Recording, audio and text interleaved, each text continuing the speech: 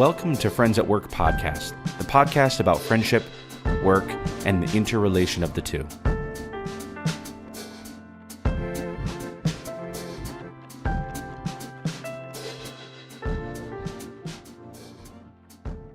Hi, Toye here. This week I had a great conversation with Danielle Wivell-Wagner, a super bubbly lady. We worked in the same WeWork office building. WeWork is a co-working space, and I had to walk by her office space to get to mine every day. In our discussion, among other things, we talked about her weird work experiences and the surprise prize of $18,000 presented to her at a WeWork national event for being such a caring person. Here's our conversation.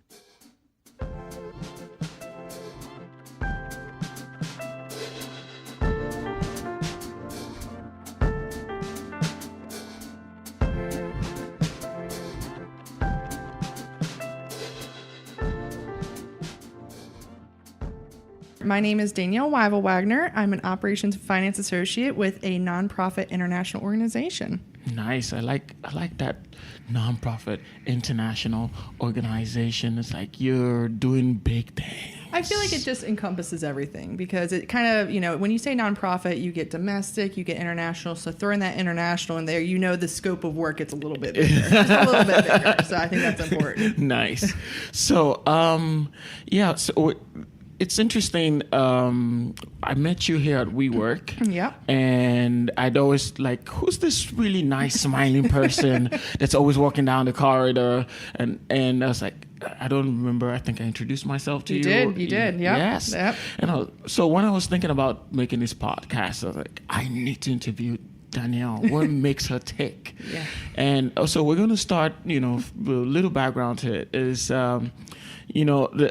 a lot of people don't bring themselves to work. Right. I feel, especially in corporate America, and it's working in different organizations. Right. You find that people have a different life at work than they have at home or with friends or with families. Just they have it's like schizophrenia. Really, I feel like right.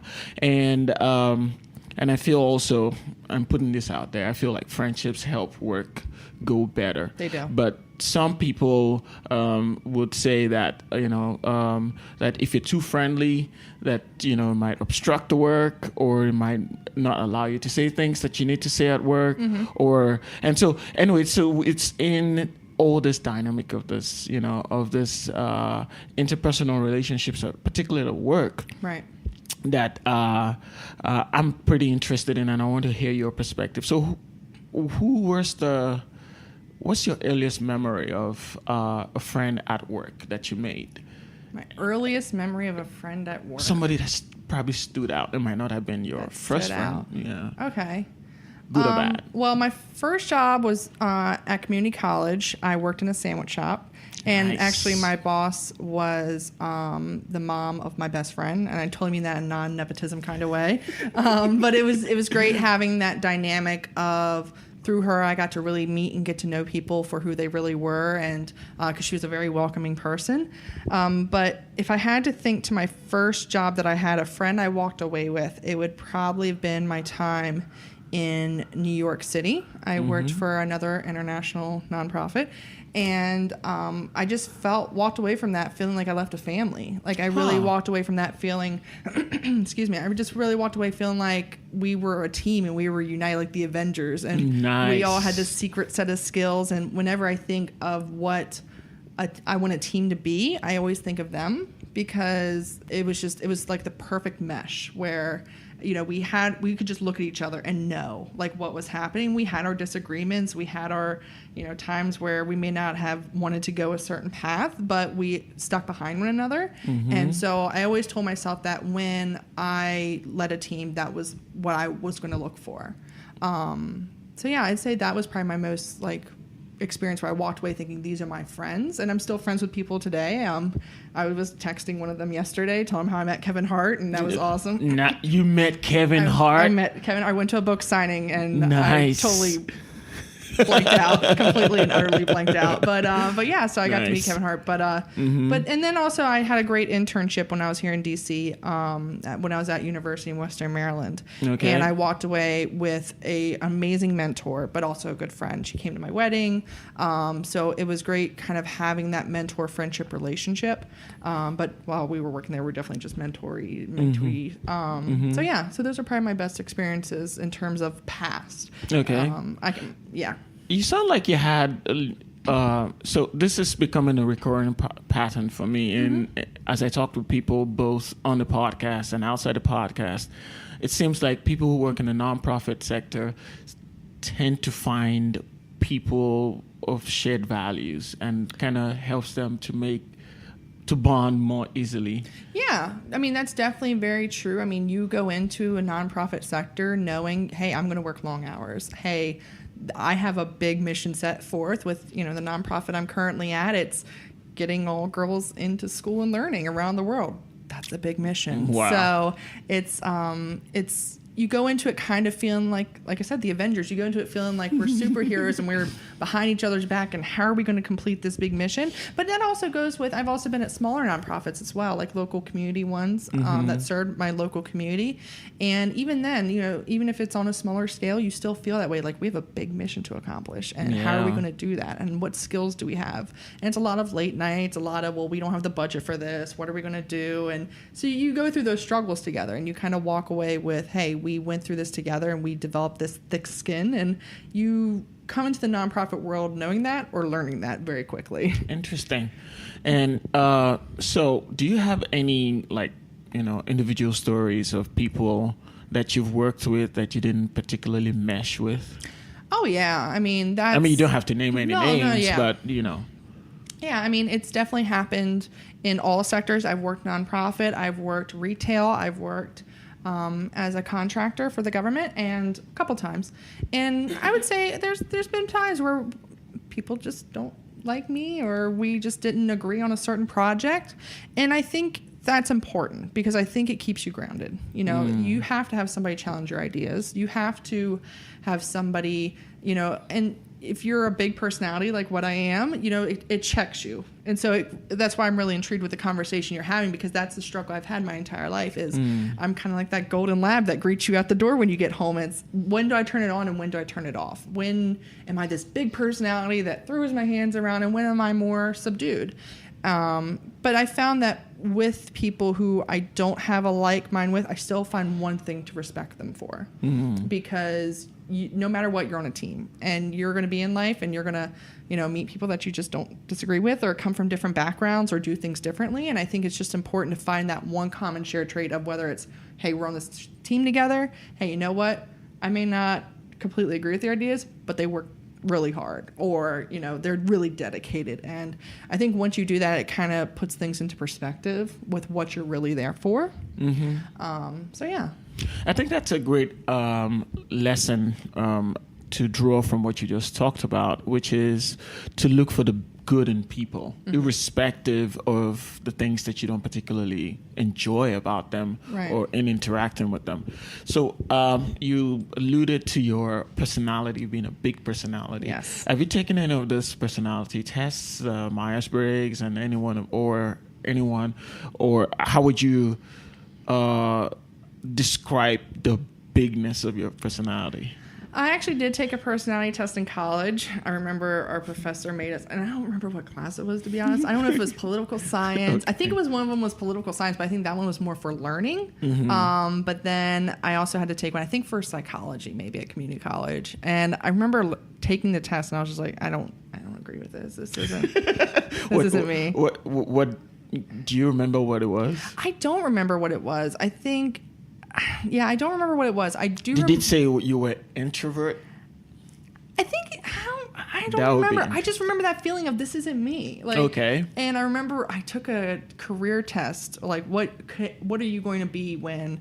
I think I was in 9th grade, and it came back. I was either going to be a cruise director or a clown. And I was like, okay, I don't know if that's going to be me. Yeah. So I think, yeah, with those tests, I identify the questions, and I think they're intriguing, but I've just never Never felt satisfied with the answers, I guess, would be interesting. Yeah. Okay, that's good. Yeah. I mean, they're not 100%, I feel. Right. And I think that we also, if we, as we grow, if we're honest with ourselves, Right. some things in our personalities change. And so even if it was true for a time, Right. it might not be true within a new season of life, maybe Right. based on experiences and Oh, yeah. whatnot. I mean, I can definitely, and I tell my best friend and my husband this all the time. I mean, my best friends know me since I was in middle school. But I just look back at how much I've changed. I graduated high school 10 years ago. And I look how much I've changed. And it has been a result of my professional experiences and my travel. You know, it's been a result of me traveling alone to a country I didn't know and feeling vulnerable. And, you know, realizing, hey, Danielle, you need to respect the culture. You can't just come in and command presence, and you need to be an observer. And as somebody who wants to always have the answers to everything, to sit back and be an observer, it can be hard at times, but it definitely is beneficial. I would say that. So I think that's one way I've kind of tailored my personality, and that now I've always been an observer, but in terms of a strategic observer or taking the time to observe versus just making a quick judgment, it's helped me in my professional endeavors. That's cool. So I'm always looking for that story that people don't normally want to tell. Okay. You know, workplace romance or even workplace weirdness. Okay. You know, and have you had any one of those? I have not. Well, workplace weirdness, yeah. Workplace romance, no. I've been with my boyfriend since I was 20, and that's about when I was working. Now he's my husband, but he's seen it all. He's seen me working retail and working holidays to working construction to working in different countries. He's been there through it all and heard all the stories. Workplace weirdness, that's a really good question. I would say just traits. I mean, I've seen. Do you have any particular story, and you know, someone that there was something weird between both of you at work, any form? I don't want to say this out loud, but usually I'm the weird one. I wish I could say differently, but usually it's me. Usually it's me that eats 2 lunches in one day, or usually it's me that, you know, comes in and, you know, casual from the ankles down, but dressed up from the ankles up. And usually that's me. And I try not to admit that out loud, but it is me. I will say I've encountered a couple situations of people doing their personal hygiene at work. Now, if you're putting on your makeup because you have a meeting or doing your hair, I think I understand that. You know, it's like, okay, you gotta prepare. You're in a space. But like clipping your nails or people something? that clip their nails, I can't. That's kind of my cutoff there. It's just, and it's not so much. I'm like, nails. Or clipping your toenails. Yeah, it's not so much like you're clipping your nails, because that's fine. That's normal humans do. It's the sound. Yeah. It's the sound. Me put on my makeup, it's pretty silent. You know, me brushing my hair, pretty silent. It's the I can't. It's just the pulling your sound. nose hair. Yeah, just the sound. It gets me every time. I can do pretty much anything else with the sound. Yeah, I feel you on that.